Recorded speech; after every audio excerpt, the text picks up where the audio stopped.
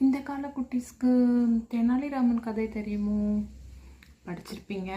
இருந்தாலும் ஒரு கதை சொல்கிறேன். கிருஷ்ணதேவராயர் கிட்டக்க ஒரு மன்னர், அவர்கிட்டக்க தெனாலிராமன்ற ஒரு அமைச்சர் மந்திரி இருந்தாரா. அப்போது அவர் ஒரு கொஞ்ச நாள் வெளியூர் போயிருக்காரு. வெளியூர் போயிட்டு அந்த ஊருக்கு, அவரோட ஊருக்கு வராரு. அப்போ தான் வராரு. அப்போ பார்த்தீங்கன்னா மக்கள் எல்லாரும் பார்த்தீங்கன்னா அங்கங்கே கூடி கூடி பேசிக்கிறாங்க, ஒரு மாதிரி பேசிக்கிறாங்க. சரி, வீட்டுக்கு வந்தால் வீட்டுகள் இருப்பாங்கள்ல, வீட்டில் அவங்களும் அப்படி பேசிக்கிறாங்க. அப்போ இவரே கேட்குறார், என்ன பிரச்சனை, ஏன் இந்த மாதிரி அங்கங்கே ஒரு மாதிரி பேசிக்கிட்டே இருக்கீங்க, சொல்லுங்கள், எனக்கு தெரியலல்ல அப்படின்னு கேட்டப்போ அந்த வேலையாளில் ஒருத்தன் சொல்கிறான், இந்த மாதிரி ஊருக்கு ஒரு வியாபாரி வந்திருக்கான். அவன் எல்லார்கிட்டையும் சவால் விடுறான்.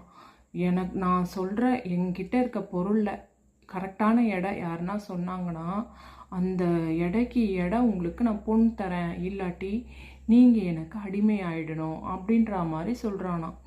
அப்போது இந்த மாதிரி சிலர் அடிமை ஆகியிருக்காங்க. ஆனால் யாரும் அவங்ககிட்ட போய் இந்த மாதிரி சவாலை ஏற்றுக்கவும் சிலர் விரும்பலை. ஆனால் மன்னர்கிட்ட அவன் சவால் விட்டுட்டான்.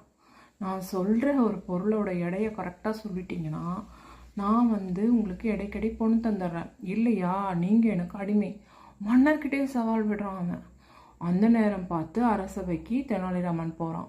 போயிட்டு மன்னர்கிட்ட சொல்கிறான், சொல்லுங்க என்ன அப்படின்னா, நீ தான் இந்த சவாலை ஏற்றுக்கணும், அவனோட சவாலை ஏற்று நீ தான் அவனுக்கு நல்ல பாடம் புகட்டணும். அப்படின்ன உடனே தெனாலிராமன் சொல்கிறான், சரி எனக்கு ஒரு நாள் அவகாசம் கொடு, நான் இதை நான் ஏற்றுக்கிறேன் அப்படின்னு சொல்லிட்டான்.